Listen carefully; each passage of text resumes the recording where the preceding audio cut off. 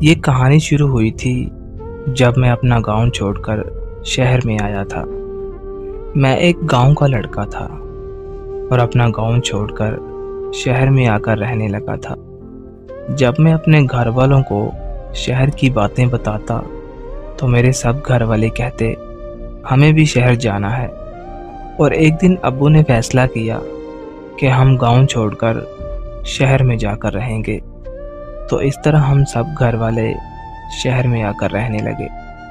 شہر میں آ کر ایک کرائے کا مکان لیا اور وہاں پر رہنے لگے۔ میرا ابھی یہاں پر کوئی دوست نہیں تھا، تو اس لیے میں گھر سے کم ہی باہر نکلتا تھا۔ پھر آہستہ آہستہ میرے دوست بننے لگے اور ہم ایک دوسرے کے گھر آنے جانے لگے۔ وہاں پر ایک گھر ایسا بھی تھا جن کے گھر محلے والے کم ہی جایا کرتے تھے۔ میں نے اس گھر پر نظر کی تو مجھے ایک لڑکی وہاں پر دکھی جس کی شادی ہو چکی تھی۔ وہ اپنے ماں باپ کے گھر میں رہتی تھی کیونکہ اس کا شوہر باہر کے ملک میں تھا۔ وہ مجھے بہت اچھی لگی۔ ایک دن میں ان کے گھر گیا۔ جب میں نے اس کی طرف دیکھا تو وہ میری طرف دیکھ کر مسکرانے لگی۔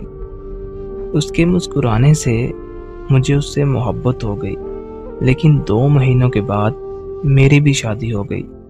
شادی کے کچھ دنوں کے بعد مجھے اس کی یاد آنے لگی۔ اس کا وہ مسکرانا یاد آنے لگا۔ میرے دل میں اس کے لیے محبت پیدا ہو گئی۔ اب میں سوچنے لگا کہ میں اس سے کس طرح بات کروں، تو میں اس کا نمبر ڈھونڈنے لگا تاکہ میں اس سے بات کر سکوں۔ تو آخر کار مجھے اس کا نمبر مل ہی گیا۔ تو میں نے اسے میسج کیا تو اس نے پوچھا کون؟ میں نے اسے کہا میں انسان ہوں۔ وہ کہنے لگی سیدھی طرح بتاؤ کون ہو، ورنہ میں بلاک کر دوں گی۔ میں نے اسے کہا اچھا بتاتا ہوں، پہلے یہ بتاؤ کہ آپ کسی کو بتاؤ گے تو نہیں؟